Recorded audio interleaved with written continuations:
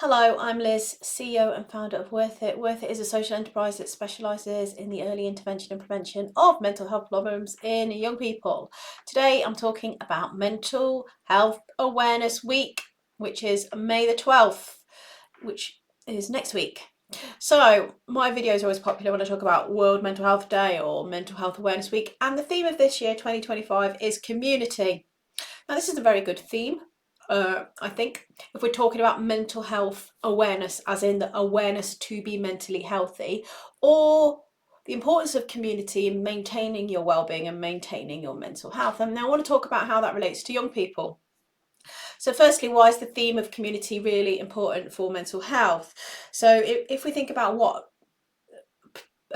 mental well-being is and helping people move towards flourishing in life, which is like all people need to flourish in life to protect against the onset of mental health problems. This is especially important for adolescents. So to help people move towards flourishing, we need to feel good, function well day to day and overall. And one of the protective factors that helps us feel good and function well is our ability to engage in communities. Human beings are social creatures. We belong in packs, we belong in tribes, we don't belong in isolation. So what can happen is when somebody starts to struggle with their mental health, they tend to isolate themselves and remove themselves from the group.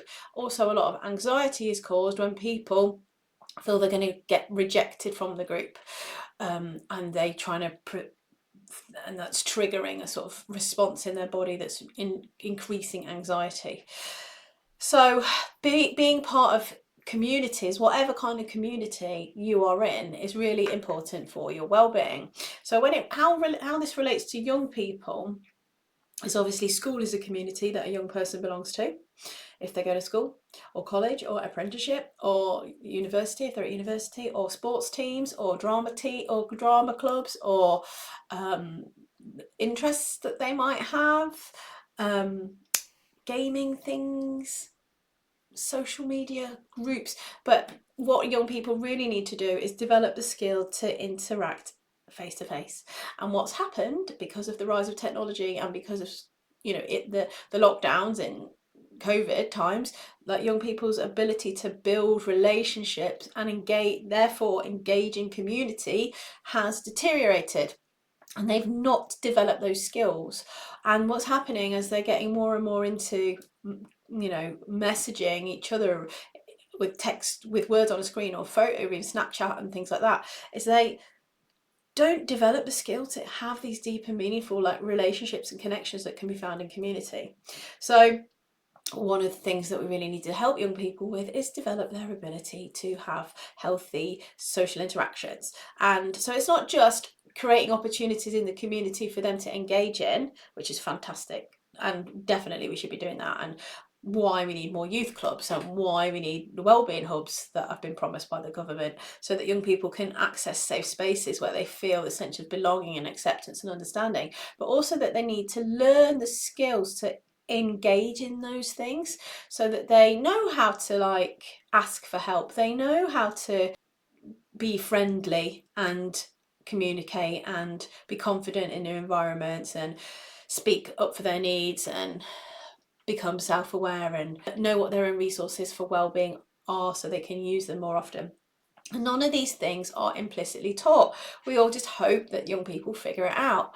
And sometimes they do and sometimes they don't. And some young people are just more naturally able to do that. They're more maybe naturally resilient, or their upbringing has enabled them to be more confident, or they've maybe been doing gymnastics since they were 3, or ballet or sport, or playing chess, or whatever their thing, or being in the orchestra, or whatever their thing is that gives them a community identity, or even just their class at school, or the school that they go to, they feel a real sense of belonging and community too.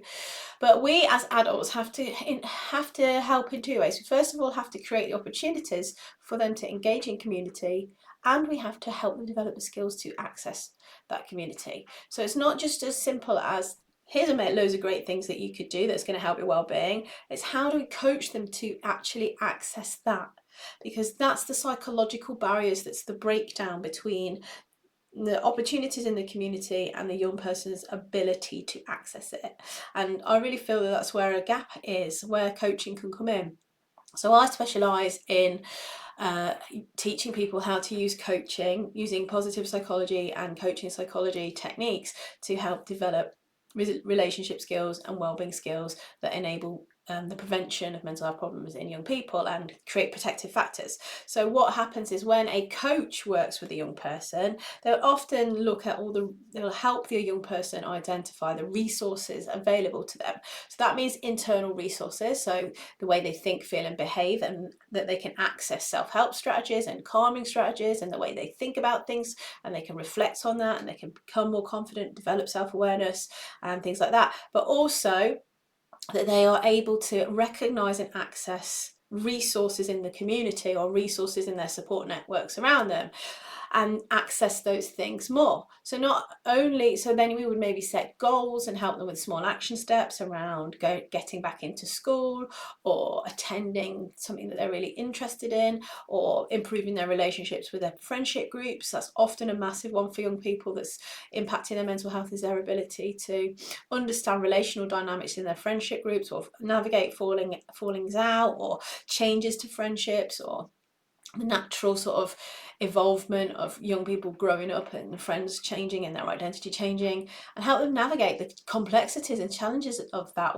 through a supported, trusted adult that's really going to listen to them and help them to understand themselves and help them to recognize who they are and what they want and how they can access that, and then celebrate and champion them to be able to do that, and not do it for them and not tell them, oh, you should really join karate, that'll be really good for your confidence. And the young person doesn't want to do martial art and think it's stupid, they want to do tap dancing, for example.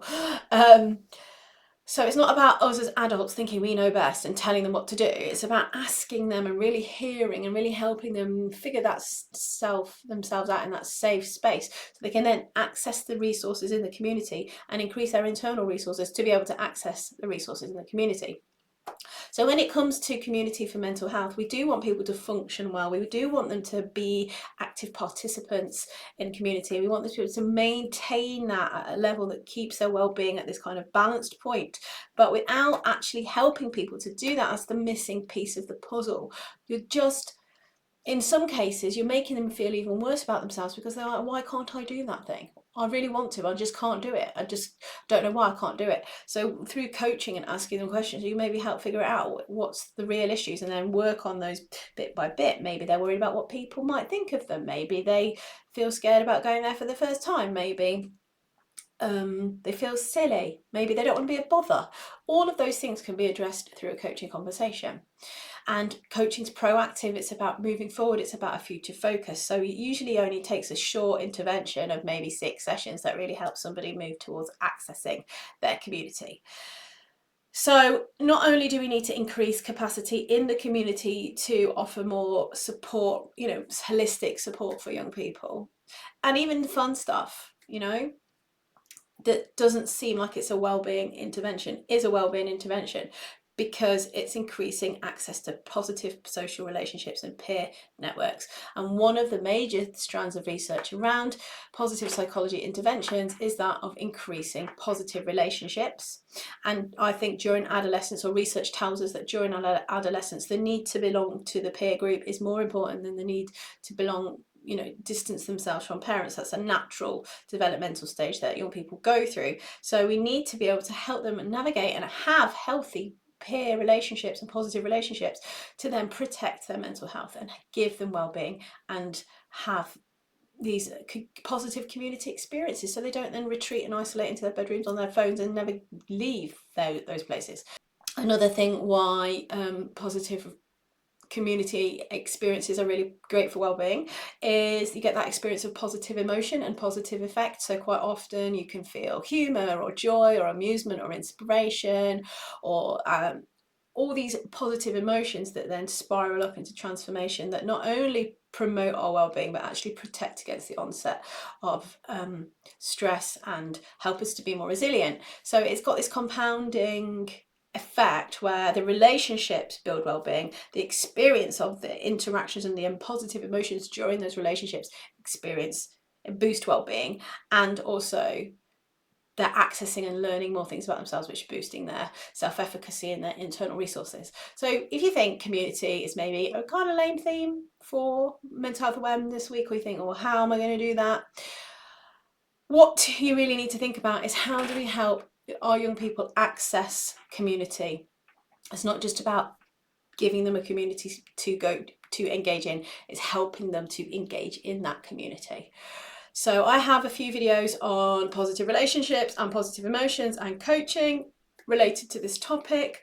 So I hope you have think about, how are you going to improve the well-being of your community through improving positive relationships and developing positive emotions, and you can just have fun together and build connection together. And don't just do it in Mental Health Awareness Week, do it every day. That's what we need to be doing. Mental well-being or mental health, positive mental health, is not developed in 1 week. It is developed in micro moments that compound over time, millions and millions of tiny things that build up and have this cumulative effect. So although Mental Health Awareness Weeks are great for sort of promoting this, this is something we all have to do as an intentional choice every day, forever. And if you want help to know how to do that, or if you want help to know how to learn how to coach young people to help them do that every day forever, have a look at my Worth It coach training courses. So that's it about Mental Health Awareness Week in May, and I will be back soon.